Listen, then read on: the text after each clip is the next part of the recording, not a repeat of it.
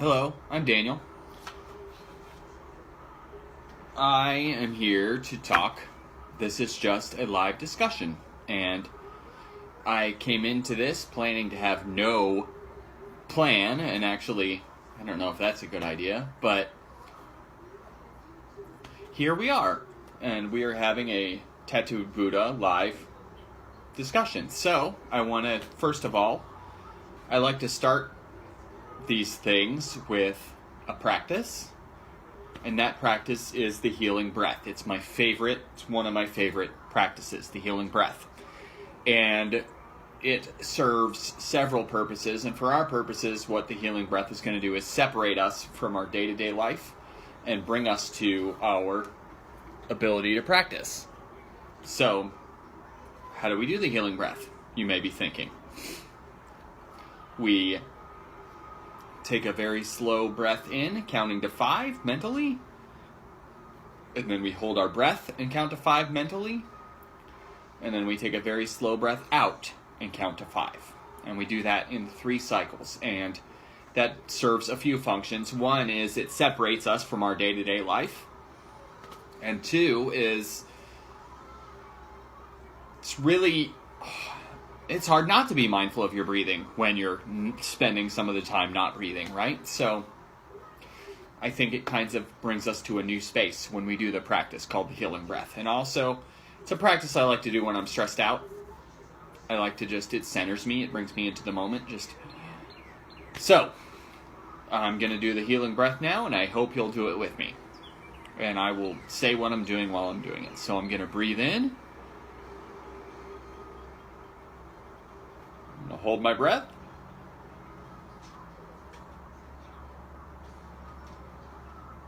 And I'm going to breathe out.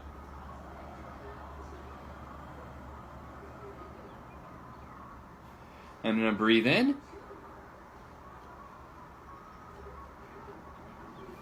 I'm going to hold my breath.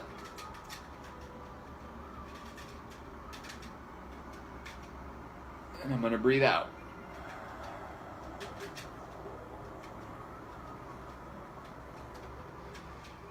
And I'm going to breathe in. And I'm going to hold my breath.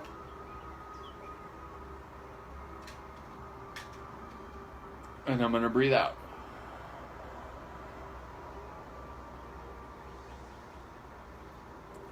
And I really love that practice. And it's not a practice that a lot of people talk about very often. So I really like it, the healing breath. Excuse me. So, I'm going to read to you a verse from a text. And I'm going to read from this text, Cultivating the Empty Field, which is a text I really love. It's Cultivating the Empty Field, the Silent Illumination of Zen Master Hongji, which is a really unwieldy title, right? It's by a guy named Dan Leighton. Okay? Hongji was a Chan Buddhist teacher in the 1200s. Okay? That's the main thing you need to know. Okay? And he said,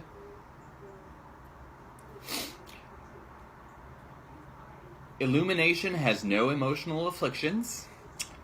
With piercing, quietly profound radiance, it eliminates all disgrace. Many lifetimes of misunderstanding come only from distrust, hindrance, and screens of confusion that we create in a scenario of isolation. I'm going to read that last sentence again because I think it is very wonderful and was very meaningful in Hongji's day, and it's very meaningful today. Many lifetimes of misunderstanding come only from distrust, hindrance, and screens of confusion that we create in a scenario of isolation. So, I don't want to get hung up on the fact that he said many lifetimes of misunderstanding. I think we could easily get hung up on that and just be thinking about reincarnation/rebirth, and I don't want to get caught up in that. I want to talk about how our misunderstanding comes from distrust, hindrance, and screens of confusion that we create in a scenario of isolation. So, we misunderstand things because we are in a scenario of isolation. We think of ourselves as limited and as separate from the people around us and as alone. And we don't always realize that other people are having the same struggles we do. And that's how we create this scenario of isolation. We think we're alone in our suffering, and that's not true. We are all having suffering, we're all having problems, we're all having similar problems, really. So that is the scenario of isolation that we've created.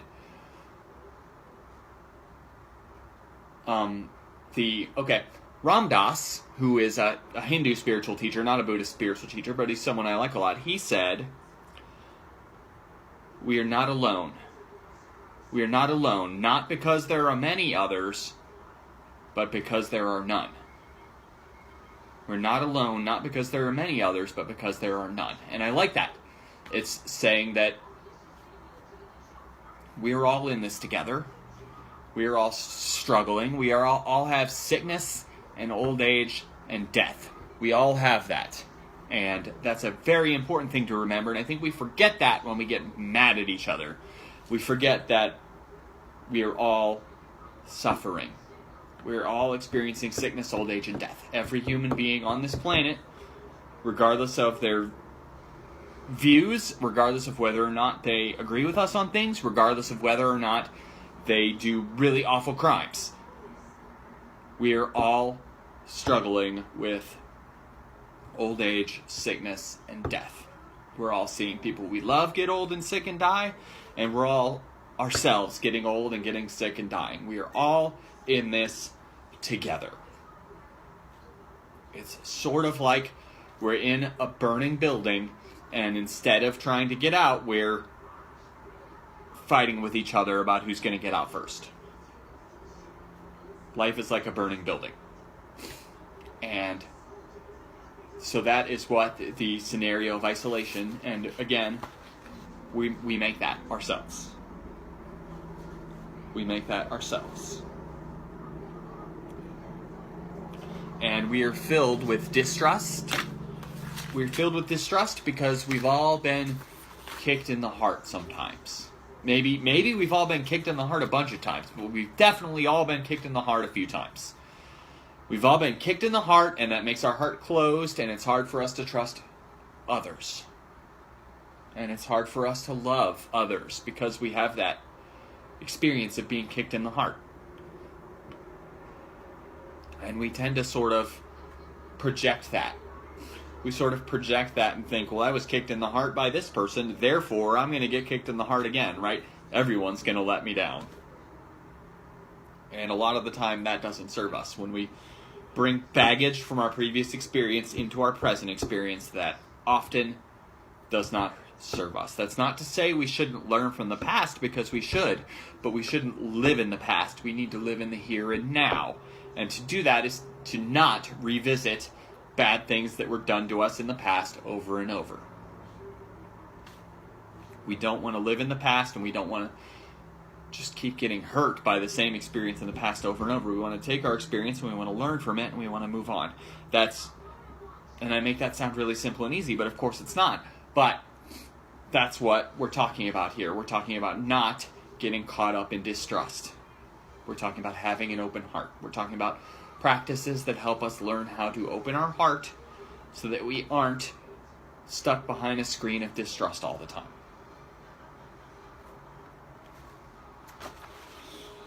And we are confused, and we often don't see the world as it really is. We see the world through a filter. I like to think of those old-timey 3D glasses when I was a kid that aren't around anymore, where it's red on one eye and blue on the other eye, and those aren't around anymore. They have, I think, better 3D glasses now. But those, when you put those on and you're not watching a movie, you just see the world and it looks kind of messed up. And I like to think that that's what our perception is like, because into every experience we were bringing all our neuroses and all our baggage. We're bringing that into every experience in our lives, and we're not seeing the world as it is. We're seeing it as we are, or as we expect it to be. And that's what we're talking about with screens of confusion, because rarely is the world what we expect it to be. Rarely is the world what we expect it to be. And if we can put down our screens of confusion and be in the present moment and just see the world as it is, just for a few minutes, I think it can really transform our lives. It can really transform our lives. And now I'm going to talk about the hindrances, the screens of hindrance that we have, and I'm going to talk about that as what we call the poisons. Greed, hatred, and delusion. But I'm going to zero in on hatred, because I think that is something that we all struggle with. Is hatred. Maybe hatred's not the right word, and we could call it ill will, or we could even call it anger, I think.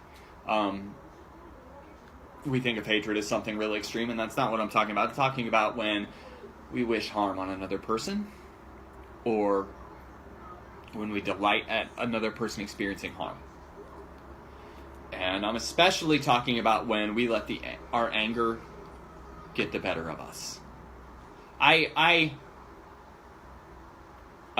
I announced this event, I asked for topics, and one person, John Pendle, said, you should talk about anger. Is anger ever skillful? And now, 11 minutes into this talk or so, I'm going to get to answering that question, because I think it is really meaningful, and I think it means a lot to a lot of people. Is anger ever helpful?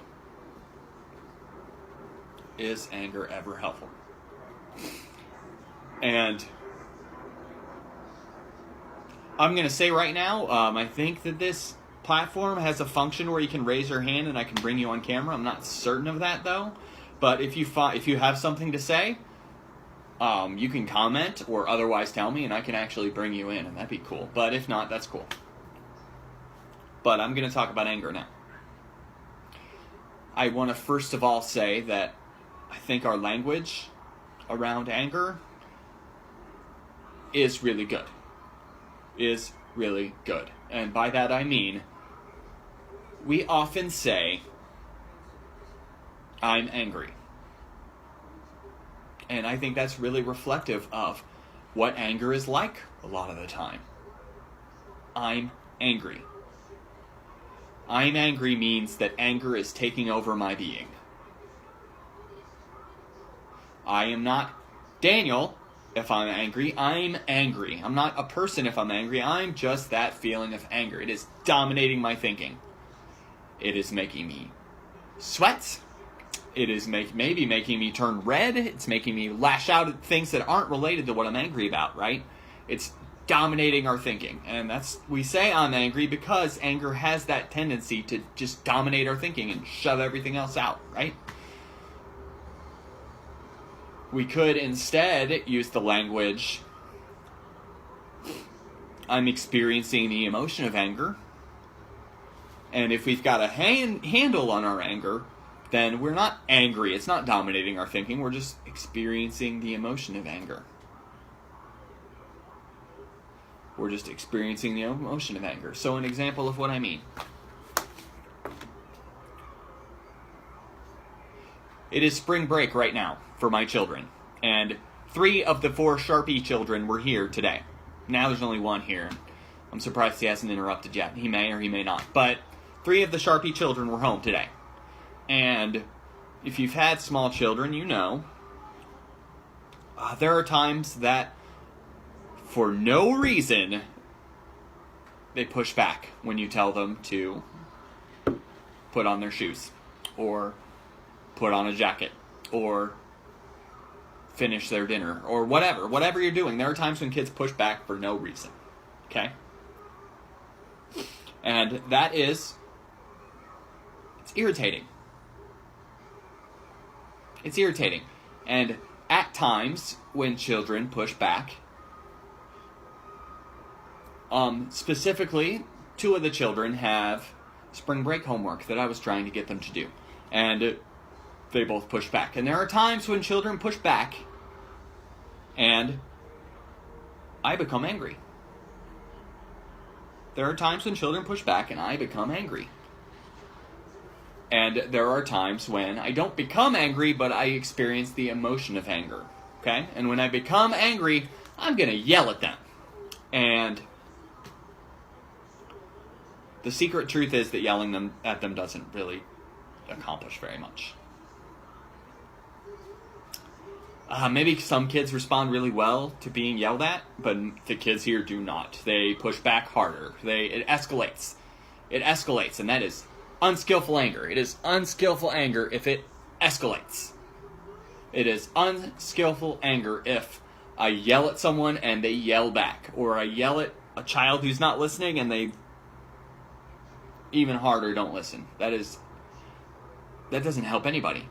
Right? So that is a situation where becoming angry is not useful. And I don't always remember that, but I try to always remember that. Today I remembered that. I raised my voice a little, but I didn't yell at them because I knew yelling at them was not going to help. But I did. I experienced the emotion of anger. Because this is children pushing back for no reason. For no reason. And I think we could have all sorts of experiences like that in our lives. Outside of children, of course, we could have difficult coworkers, or, of course, sometimes we get angry at our significant others. That's natural. If you're around someone all the time, or you are very close to someone, you're going to get angry at them sometimes. And the question that I want to ask, and I'm wondering if we can answer, is, does it help? Does it help us? I know I've heard people say I had a right to be angry in this situation. This person was really awful to me and I have a right to be angry. And I don't want to think in those terms because I don't think it's about having a right to be angry. Why is it about rights? It's not about having a right to be angry. It's only about, is my response to this situation helping me? Is my response to this situation helping me? Because getting angry, and I want to advocate trying to experience the emotion of anger rather than getting angry, but in both cases I think we can really ask ourselves, is this response to the situation helpful to me? Because it is. It's a response. Getting angry or feeling the emotional response of it, feeling any emotion is a response to a situation. And it's not about I have the right to get angry, because I think emotions, by their nature, we always have the right to have a feeling. We always have a right to have a feeling. Every feeling, I don't think of feelings as justified or not justified. I think that's a silly way to look at emotions, because it doesn't matter. I think that feelings are not right or wrong. They just are. Feelings just are. And when they arise, we can try to manage them and try to kind of have a moment to pause and say, is this feeling helpful to me? Or is lashing out helpful to me is more accurate. We're talking about anger here. Is lashing out helpful to me? Or should I hold back? And rarely does lashing out in anger help anyone. It almost always ruins whatever situation you're in. It almost always escalates and makes things worse and makes you less happy. I don't want to make a huge blanket statement and say anger has never helped anyone. It would be unfair to say that, but I do want to say that it very rarely helps anyone. It almost always hurts. It almost always hurts. I think that maybe when we think we're really 100% right in a situation, then maybe lashing out gives us a feeling of pleasure at the time. And I think that's a thing that happens, but that kind of pleasure is fleeting. And ultimately, it may give us this sense of pleasure, but that doesn't mean it's helping the situation. It doesn't mean it's helping anyone. So I think we need to be very careful. And I think that's why in Buddhism, anger is listed as one of the 3 poisons, because it can really ruin things for you. It can really ruin things for you. You can lash out for 1 second in anger, and it can ruin things for a long time. It can ruin a friendship. It can ruin a conversation. It can ruin a relationship. Anger can do all those things, and that's why it's listed as a poison. It's not listed as a poison because it's always bad. It's listed as a poison because when it is bad, it really, really is bad. It really hurts a lot. I see a comment. John Pendle says, I think the only time anger's been helpful to me is during those times when life gets tough and it can provide the drive to keep going. Fuck this. I'm not just gonna give up. I think of,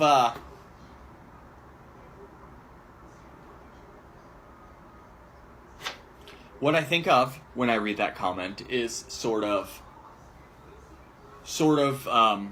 I've seen people say, like, prove the people that didn't believe in you wrong. Right? Don't beat yourself up over how many people don't believe in you. Prove them wrong. Do a really good job. And that, I mean, we could call that anger, right? We could call that anger. If a lot of people don't believe in me, and I'm mad at them for not believing in me, and I go out and achieve, well, that's motivation from anger. That's motivation from anger.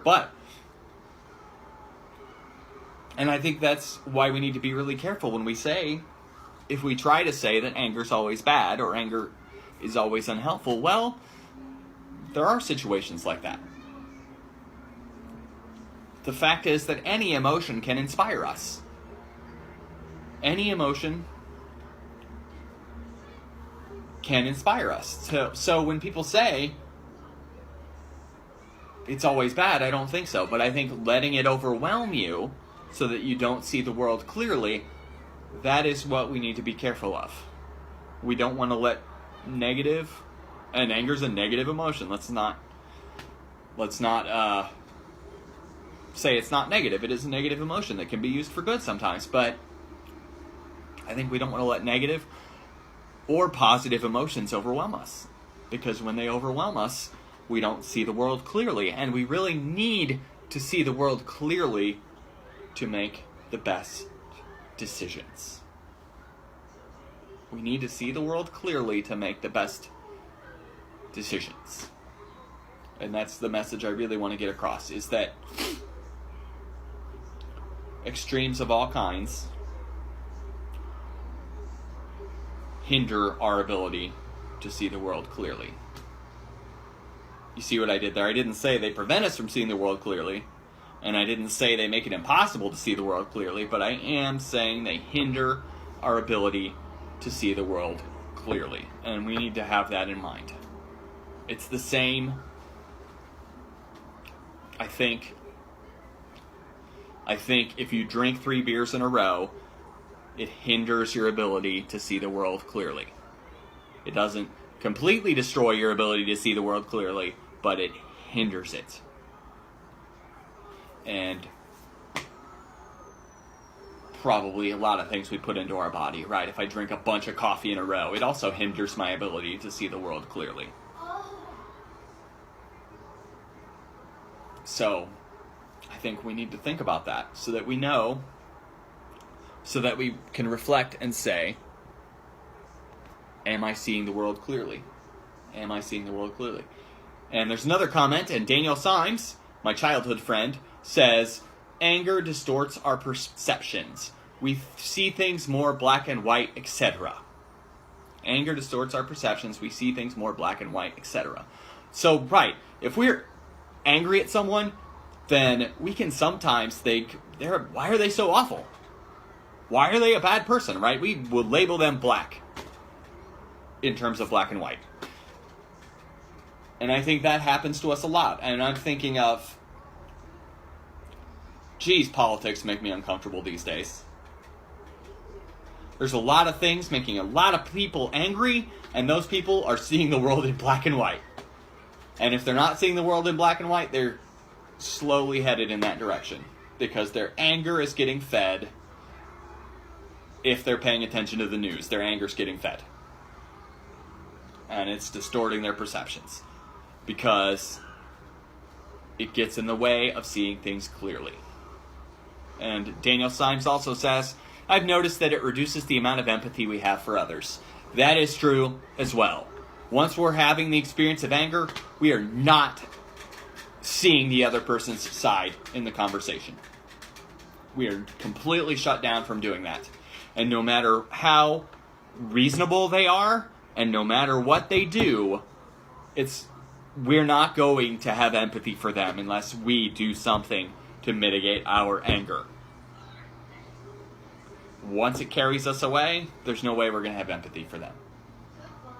And that can even happen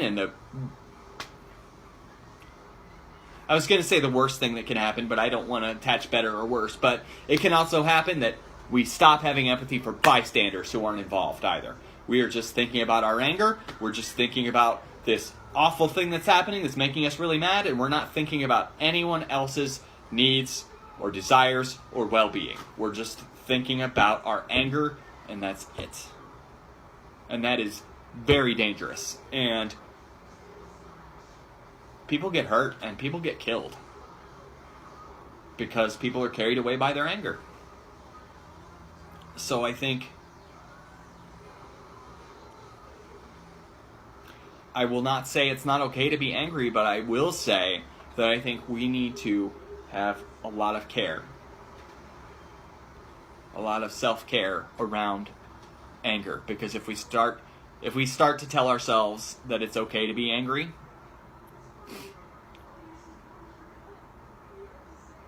we could run into trouble. We could run into trouble. And again, it's not about good or bad. We have the experience of anger because we're experiencing anger. But we have the power to learn how to have a space in between what's called stimulus and response. Stimulus and response. The stimulus is somebody doing something that upsets us a lot. And the response is how we handle that. How we handle that. If somebody says or does something that makes us angry, we can have that space where we think, am I going to escalate if I do something? Should I do nothing? Is doing nothing worse than doing something? We can have that space and think about that. And try to be clear-headed. Although it's hard, we can try to be clear-headed. It's also suggested that anger is addictive, that it's chemically addictive in our brains, and that is kind of a scary thing to think about, right? It's addictive because when we're angry, we really think we're right, and we love to think we're right. That gives us very feelings that kind of bring, I don't want to say happiness, but a sort of pleasure into our mind. We think, I'm right because I'm angry, I must be right. That's kind of what we convince ourselves sometimes. Because I'm angry, I must be right. Being right feels really good, therefore it's addictive. And that is really dangerous. That is really dangerous. I think the more we give in to anger, the more we are likely to give in to anger in the future. There are these pathways in our brain, and we strengthen these pathways when we indulge them. So the more we give into anger, the more likely we are to give into anger. And the more we create space and try to strengthen our ability to see the world clearly, the more we engage being in the present moment, the more likely we are to do those things too. That is how the brain works. We want to strengthen those pathways that are helpful to us, and we want to not strengthen the ones that get in our way. And anger gets in our way. Not always, but often. To an alarming degree, anger gets in our way, and it tears us apart. It separates us from each other. It sends the world away. It's isolating, and we are better off making sure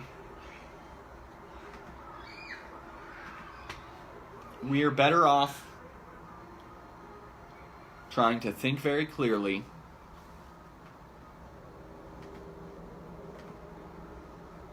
and trying not to let it dominate our thinking.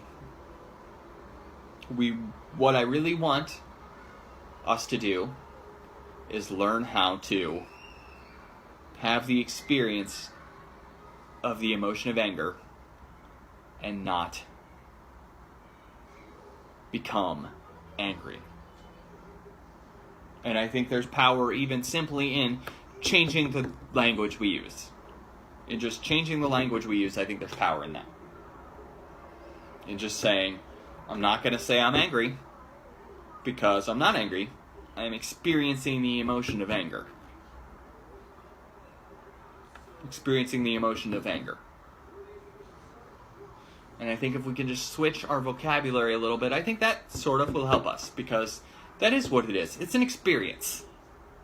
It's not angry is not an identity. It's an experience. And I believe strongly that it is an experience that we can learn how to manage more skillfully. More skillfully. And I guess that's all I had to say for right now. Thank you for being here with me. It's been 30 minutes. Have a great day.